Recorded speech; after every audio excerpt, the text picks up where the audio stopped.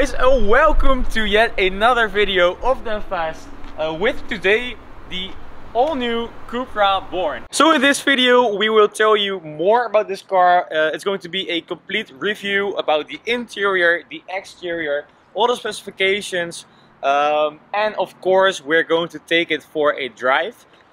We also made a 0 to 100 video and a POV video for you guys as well. You can check them out in the description down below.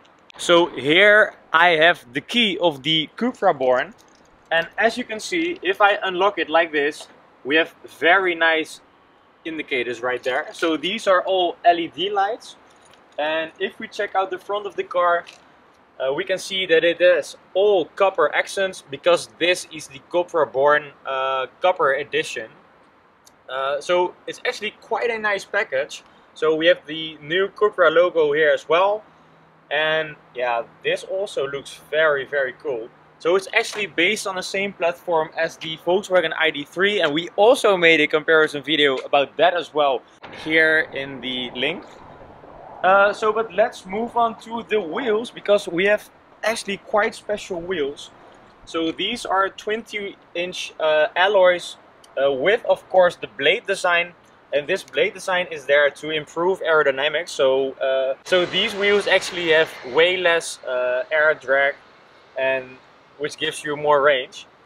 So actually in these wheels you also find the copper marks as well as the very cool Cupra badge. And of course this car is provided to us by Cupra Wittebrug and Seat Wittebrug. And if you want to check out one of the deals for this car, you can find it in the description down below as well. So here we are on the side of the car, and as you can see, this is really where the similarities are with the Volkswagen ID3. So we have the sort of sloping hatchback roofline, and with quite a big spoiler, as you can see here.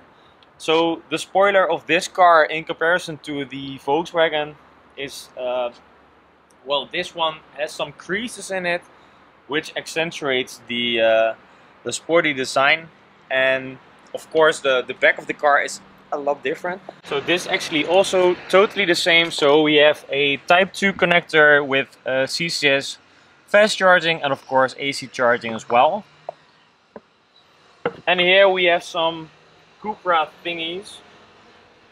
Actually this whole car is just covered in all triangular design.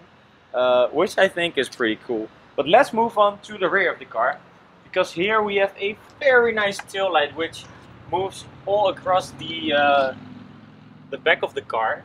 So let me get the lights on.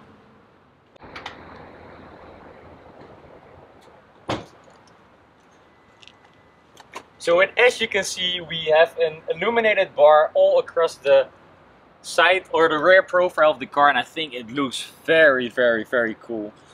This is really a sporty design, and of course we have the nice Cupra badge, and as you can see, it's actually sort of carbon look and feel to it. I think it looks really cool, and of course with the Cupra badge on the lower end of the car. So the backup camera is right here. That's nice as well. And we have a very sporty diffuser like thing down here. And yeah, I gotta be honest, I just love the design of this whole car. I think it looks so much more cool than the ID3. It's just a really nice package. The coolest things about this car is the side skirts. So look at this, I mean they are huge. And here we have some crease as well. And it just looks really nice. And here we have a small detail from the Born. So it's right here. Of course, it's a Cupra Born. So let's check out the trunk space as well. Because right here we have 380 liters. Of course, that is exactly the same as the ID3. But let's check out if it does fit a human. I think it does. I think it does quite easily. Well, not really easily, but I think it does fit. So, and as you can see, it passed the test. But also, you did find that this tailgate is not electronically operated, as you see in the more posh models such as an Audi. So yeah, but really practical. And here we have a hatch for through loading of longer items. So in here we actually have a false floor under a false floor. And here we find the charger and some things for a punctured tire. All in all, this is a pretty practical car. So let's check out what's underneath the hood of this Cupra. Okay, there's something airflow. We have some airflow. Okay, let's put it there. So as you can see, it's quite cramped in here. So we do not have any storage in the front, but we do have our regular stuff. So coolant, this is windscreen fluid and stuff like that. So actually this car is the rear wheel drive version. So we have a 58 kilowatt hour battery pack, which is underneath the floor, and we have 204 brake horsepower, which propels this car from 0 to 100 in 7.3 seconds. But let's check out the interior, because this is really where the Cupra Born really stands out. So I'm actually amazed by the quality of this interior and the way it just looks and feels. So as you can see, this center console is a lot different than the Volkswagen ID3. So with the ID3, this part ends like here, and here you have some gap to put some stuff in. And this is just really a sporty tunnel design, where you can just put all your stuff. We have two cup holders right here, and we have some storage for, yeah, example, your phone right here. So, and here we actually have a dedicated storage for your phone, which also includes wireless charging, as you can see right here. So that is very nice, and I think it's also pretty cool that you can just close all these hatches. This Alcantara, which feels great, and here we also have a very big compartment for just, yeah, stuff. Right, so here we have the steering wheel of the Cupra Born, and as you can see, it is quite a sporty design. So it's just like you're used to with Cupra and Seat products. So we have the very nice Cupra logo as well. This is all textured carbon look as well, and we have some perforated leather all across the steering wheel. So these buttons are quite the same as a ID3. So we have touch sensitive buttons with haptic feedback, and here we have the central display, or the virtual display for the driver. And here we actually have very nice finish of the dashboard. So we have some copper stitching here with all very soft touch materials, and it just feels really sporty. So here we have the central display, and it's actually quite a big one. And here you can find all kinds of information about the car. So this is the central screen of the car, and as you can see, it's quite big. So we have a sort of wide angle screen, and yeah, you have just all your standard equipment like Android Auto, Apple CarPlay, of course a navigation system, and we actually have a separate system for driving dynamics. So if we go here to car, you can just put in your driving profile. You can put it into more range, so then the car will be more economical.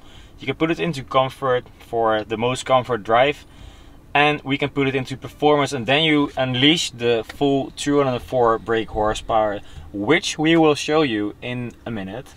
But this is a very nice screen actually. I think the screen is a little bit bigger than the ID3. And here we also are able to adjust the fence and stuff, and it's just a really decent design. So in here on the side of the car we also have the triangular design. Yeah, the triangular design is just all across the car, and we have some Alcantara here as well. Actually in the night this all illuminates, which we probably will show you. And we have some copper details as well. And Oh, I almost forgot. We have very nice seats. So these are all Alcantara, and these are actually massaging seats as well. So we have heated seats and massaging seats, and looks really sporty as well. And this is easy to give the people on the back some items, for example your mobile phone. It's just one of these features that's so handy. Look at this. Oh my god, it's so handy. So that's one of the very nice features of the... Oh, damn. And of course here in the headrest you find a very nice Cupra badge as well.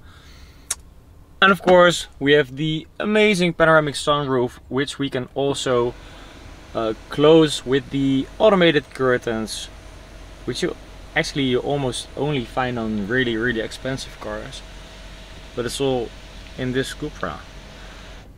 So that is really nice as well. So right now I'm going to get into the rear seats to check out if it's any good in the rear. So right now I'm in the back of the Cupra Born, or the Cupra Born. And as you can see, yo, this is just the same as in a Volkswagen ID3. I have loads of room, loads of... headroom is decent, shoulder room is great, leg room is also pretty good. And of course we have the Alcantara thingies here as well. We have some really nice copper stitching all across the cabin. And we have a cup holder with armrest right here. And it all just feels really Porsche. So here we do have some scratchy plastics, but I have to say they are better than I was expecting it to be.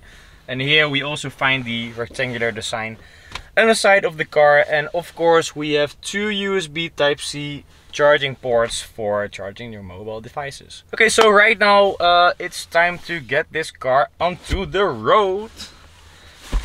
So to check out if it's any good. Hey guys, so right now it's time to drive this Cupra Born and to see if the expectations of its sportiness and its sporty design meets up to the real driving.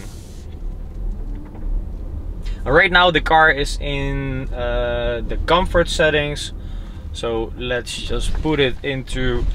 It's actually, the suspension is quite firm.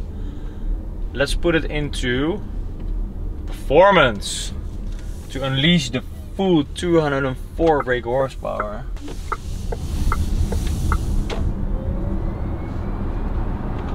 So the pickup is actually quite good.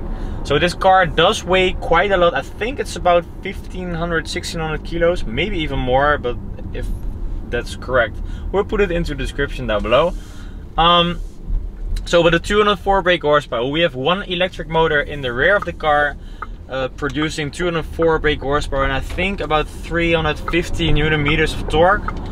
And it's enough for this car. I mean, it's not fast, but it's decently quick, and it does give the car a decent range of 350 kilometers, a real world range of 350 kilometers, with the 58 kilowatt hour battery pack. And you also have a bigger one with 77 kilowatt hour, I think, but that's just really if you're going hypermiling or stuff. This is actually quite a nice package all around, and of course with the smaller battery pack we also have a lighter total weight of the car. So this car does 0 to 100 in 7.3 seconds, which is pretty nice. Yeah, it's just it's really a refined car for what's essentially is a new brand. Of course it's a Seat thing, but I think it's a really cool first car for them. So press the gas and gone.